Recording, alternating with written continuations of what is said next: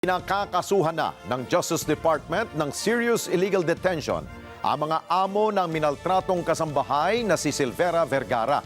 Sa ginawang pagsisiyasat noon ng korte, lumalabas na nasa 3 taonang kinulong. Ito pong si Vergara ng kanyang mga malupit na mga amo. Ang detalye, kunin natin sa live report ni Moira Encina. Moira?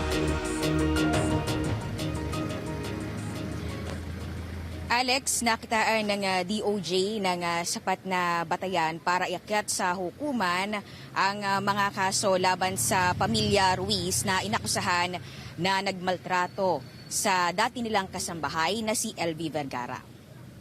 Inirekomenda ng Department of Justice o DOJ na kasuhan ng serious illegal detention with serious physical injuries, korte, ang mga amo ng kasambahay na si Silvera LV Vergara. Batay ito sa mahigit 20 pahinang resolusyon na may lagda ni Assistant State Prosecutor J.V. Lawrence Bandong na inilabas ni Senator Francis Tolentino na nagsagawa ng Senate hearing sa issue.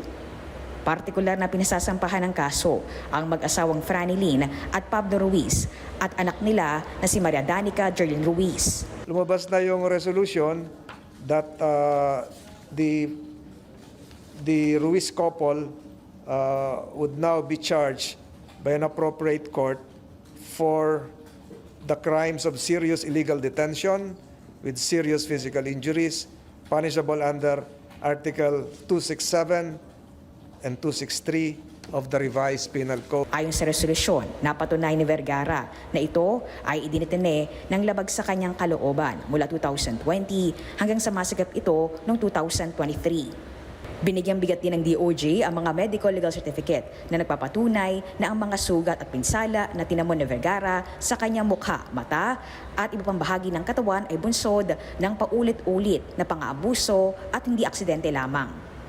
Ibinasura naman ng DOJ ang reklamong human trafficking laban sa mga respondent. Medyo mataas po ang standard ng trafficking of persons. Ipinaubaya naman ng DOJ sa Provincial Prosecutor na Occidental Mindoro ang pag-aksyon sa reklamong serious physical injury laban sa isang anak na mag-asawang Ruiz na sinasabing menor de edad.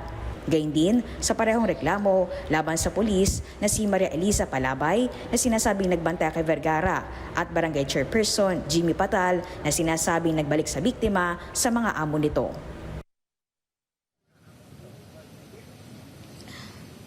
Alex, kinumpirma sa Net25 ng Piskalya na naihain na sa korte sa Batangas City, particular sa Batangas Regional Court, ang mga kasong serious illegal detention with serious physical injuries laban sa dating amo ni Vergara.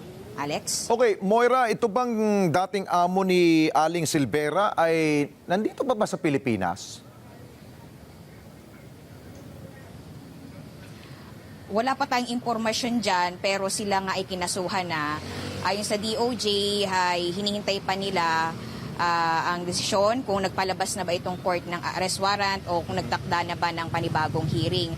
Pero matatandaan, sila ay nakaharap naman sa Senado at pinakontempt ng Senado. Okay, siguro panghuli, siguro Moira, no? Ang tanong siguro ng marami sa atin, nasaan na si Aling Silvera? Kumusta na siya? May nagbabantay ba sa kanya? Baka siya'y balikan ng kamag-anak nitong kanyang amo. Sa pagkakaalam natin ay binigyan naman si Ms. Vergara ng mga abogado ng mga Senado para nga tumulong dito sa kaso niya na ngayon nga ay nasa hukuman na. Okay, maraming salamat sa iyo, Moira Encina. Mata natin dyan sa Department of Justice. Thank you.